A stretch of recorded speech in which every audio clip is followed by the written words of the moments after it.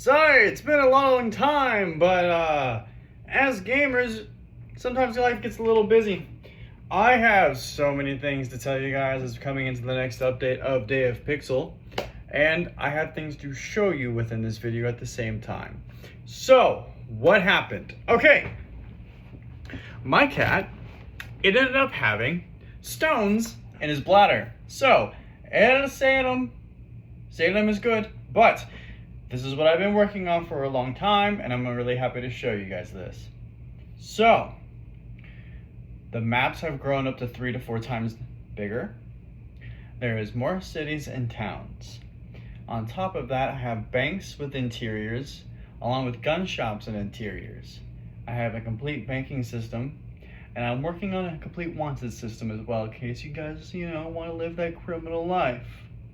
Bounty hunting is being completely, not redone, but there's a new addition coming in where you can actually take them back and get a bigger bounty for them if you take them back. On top of that, the cantinas have been expanded a lot. Certain cantinas you're going to find look like actual Mexican restaurants and places that I went to growing up, and there will be stages in the middle of the cantinas, places that make more sense within places I grew up with, going with friends and family and all of that going places. On top of that, cities. So cities is going to be something where I took inspiration from another video game and realized that cities, when you walk up to them, should be an actual separate map. And the reason that is because I can make cities as lively as I can while keeping them performance intact and keeping it that I can do a lot more when it comes to how cities can run and look and feel more alive when they're separated out into their own region, when you travel in and out of them. So on top of that, I am also getting ready to start getting trains going and a fast travel system. I know that's probably something for a long time that people have been wanting, and I'm really sorry about that. It's taken a little bit because I've also been redoing the ocean water itself.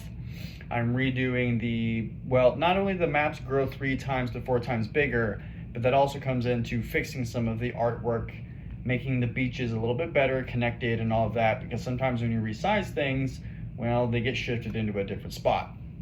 On top of that, if you ever reached the southern region of Mexico where it started going more into the jungle and southern Latin America regions, that has been separated into another map. That is also because I have random flower beds that are randomly shaped as what flower beds would look like, but also heart-shaped flower beds, skull-shaped flower beds, and when you're running around and you run through them, the flowers actually go up and down. So with that and the spawns, the hand-placed spawns for the animals, day and night NPCs that react to day and night, it was starting to get a little chunky, but for some reason when I sectioned off Latin America into its own map, even though I grew it 3 to 4 times the size, the performance got a lot better. Another thing, I am actually testing having Texas, Mexico, New Mexico, all of the regions that are going to come into the future into one gigantic open world map.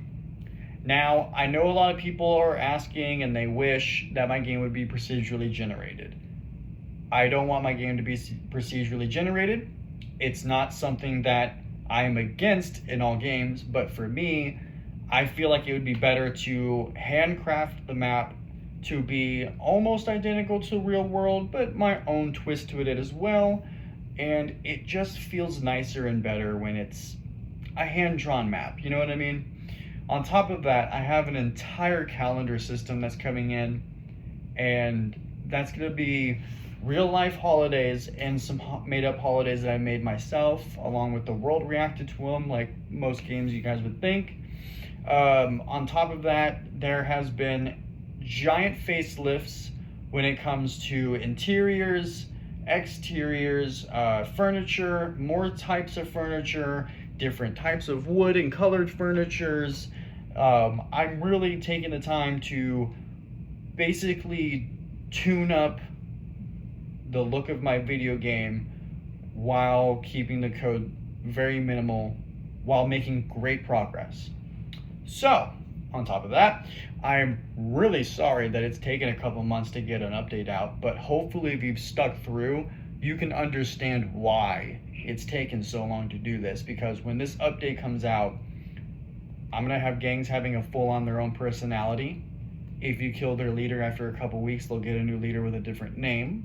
These are all things that are being tested and actually are working. They're just not ready to actually ship out. And then on top of that, oh, there was something else I actually fixed. Oh, brewing. Brewing got fixed a little bit, but it's not exactly... Every once in a while it crashes the game, so I'm not comfortable with pushing that out. So all of this is going to be wrapped in together. I'm also going to be making it that when you're bounty hunting, like I talked about before, you're going to be able to actually lasso and take them back. On top of that, you're going to be also to find wagons that are prison transport wagons. You can either help them for a price, or maybe if you want to, you can help people break out for a price.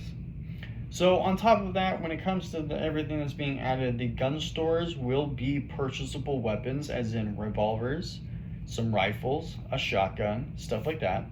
And then the bank system is going to take into effect that when you put money in every couple days in game, I'm trying to think of a good way to not make it overpowered, is you will gain some type of interest back onto your account, onto your bank note, whatever it is.